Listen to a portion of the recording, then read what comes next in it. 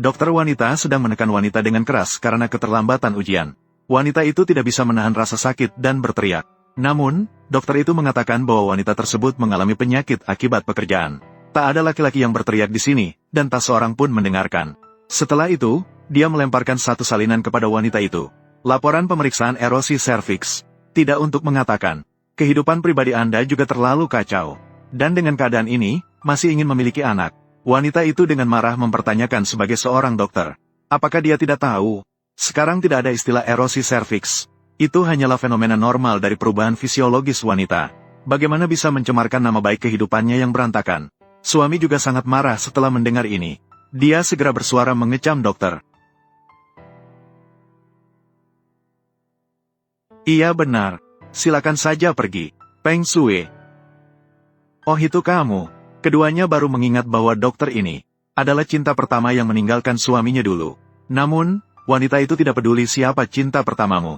Dia tetap bersiap untuk melanjutkan pengaduan ke rumah sakit. Namun, dokter wanita itu dengan angkuh menyuruhnya untuk tenang pergi. Direktur rumah sakit adalah ayah baptisnya. Mungkin pada saat itu bahkan prosedurnya belum selesai. Wanita itu sudah berteriak sekuat tenaga. Wanita itu mendengar ini sebagai oncoman yang jelas. Segera, dia mengeluarkan ponsel dari dalam tasnya. Untung saja, tadi saat saya dalam perjalanan, untuk mencatat hal-hal penting dalam persiapan kehamilan, saya merekam semuanya. Kita lihat saja. Dokter wanita terkejut dan segera merebut.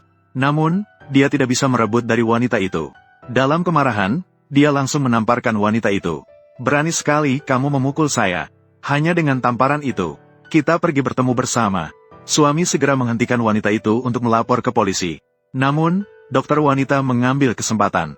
Dia merebut ponsel dan langsung membuangnya ke dalam ember. Sekarang rekaman tidak ada. Saya ingin tahu apa yang bisa kamu lakukan.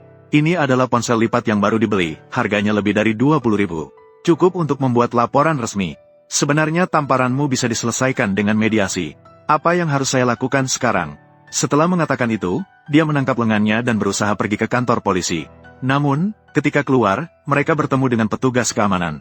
Dokter wanita cepat-cepat berteriak bahwa ada keributan. Akhirnya, kedua petugas keamanan itu tidak mempedulikan keadaan. Langsung saja membawa wanita itu pergi. Siapa sangka hal ini memberikan kesempatan kepada suami. Dengan berpura-pura, dia meminta maaf kepada dokter wanita. Kemudian, dia juga memberikan kartu namanya kepada dokter. Setelah itu, dia menunjukkan ekspresi khawatir. Berlari ke bawah untuk mengusir petugas keamanan. Dengan muka tebal, dia meminta wanita itu untuk tidak gaduh lagi. Wanita itu sangat marah dalam hati. Mantan pacar mengusik istri sekarang. Dia bahkan mengatakannya dengan sangat santai. Tapi saat itu ayah Dalai Dianhua memintanya untuk segera kembali. Dengan terpaksa, mereka berdua harus pergi menjenguk ayah terlebih dahulu. Sementara ayah saat ini sudah sakit parah. Dia ingin suaminya mendapatkan pengalaman di perusahaan. Tapi dia justru mengatur dua karyawan senior untuk menjadi rekan kerjanya. Ini jelas menunjukkan ketidakpercayaan terhadap suaminya. Kata-kata ini seketika membuat hati suami bergejolak. Aku sudah bekerja keras untuk keluarga Feng selama bertahun-tahun. Ternyata mereka selalu menganggap aku orang luar. Saat ini, dia penuh dengan kenangan lembut cinta pertama. Jadi, memanfaatkan kesempatan saat wanita itu dinas. Dia mengundang cinta pertamanya ke rumah. Dan bersama teman, dia meluapkan keluh kesah. Bahkan menyebut dirinya sebagai menantu yang tinggal bersama mertua. Katanya, wanita itu sangat membandel.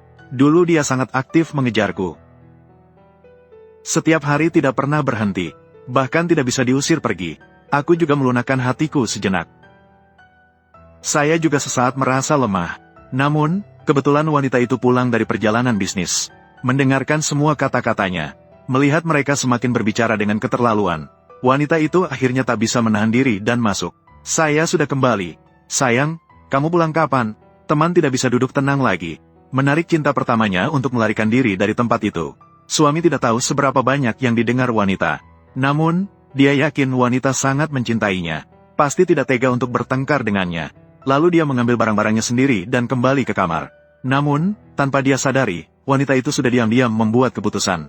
Karena kamu sudah goyah, maka, aku harus melepaskan hubungan ini. Jadi, keesokan harinya, dia menyiapkan sebuah perjanjian perceraian. Kemudian segera menghubungi suami untuk memintanya pulang. Tak pernah terbayang pada saat dia memutuskan telepon. Dia mendapati suami sedang menyerahkan mobil balap yang dia berikan. Kunci diserahkan ke tangan cinta pertamanya. Saat itu, hati wanita itu benar-benar terasa dingin. Sekarang terlihat, Mereka tentu tidak hanya goyah selama beberapa hari ini. Karena jika kalian sudah sampai di posisi saya seperti ini, maka, saya pasti akan memberikan kalian hadiah besar. Setelah pulang ke rumah, dia menyembunyikan perjanjian perceraian di bawah kontrak renovasi. Meminta suami untuk menandatangani. Suami dengan cermat membolak-balik kontrak. Saat dia hampir membalik halaman perceraian, telepon berbunyi. Dia melihat itu adalah telepon dari cinta pertamanya. Dia pun tidak melihat kontrak itu lagi. Dia menelepon sambil menandatangani namanya. Melihat tugasnya selesai, tindakan wanita itu pun resmi dimulai. Sayang, malam ini, aku sudah mengatur pertemuan dengan Feng Jingdong dan yang lainnya untukmu. Kalian sudah lama tidak bertemu. Harus ditolak. Dengan berat hati, pria itu hanya bisa patuh. Tak lama kemudian, mereka berdua tiba di lokasi pertemuan. Begitu duduk, sekelompok orang pun mulai mengejek wanita itu sebagai sebuah vas bunga. Namun wanita itu tidak mempermasalahkannya. Dia hanya diam mendengarkan mereka berbicara. Tak lama kemudian, cinta pertamanya juga datang ke lokasi. Kenapa kamu datang? Kenapa saya tidak bisa datang? Setelah itu, dia duduk sendiri di meja mereka. Lalu dengan mudah mengambil laporan tes wanita itu. Istrimu, HPV menunjukkan positif. Ini menular. Sudah kukatakan agar menjaga diri. Betapa menakutkannya. Suami terkejut mendengar itu. Namun kali ini, wanita itu tidak panik. Dia dengan dingin mempertanyakan cinta pertamanya. Seseorang yang bahkan tidak bisa membedakan erosi serviks dan pelepasan membran sel. Orang yang tidak bisa membedakan. Bagaimana dia bisa menjadi dokter? Tak ingin, sebelum cinta pertamanya. Berbicara, alumni di samping mulai membela. Peng Shui adalah lulusan besar. Ayah angkatnya adalah kepala rumah sakit Sachen. Kamu iri karena orang itu masih muda tapi sudah sukses. Jadi, belajarlah lebih banyak dari mereka. Yang ditakuti adalah, kamu bahkan tidak sebanding dengan jari kaki Peng Shui. Wanita itu mendengar dan berkata, ayah angkat, jika kalian begitu mengagumi ayah angkat ini, maka, panggillah dia juga. Mari biarkan dia membuktikannya. Identitas Peng Shui, dan kebenaran laporan pemeriksaan ini. Kepala rumah sakit,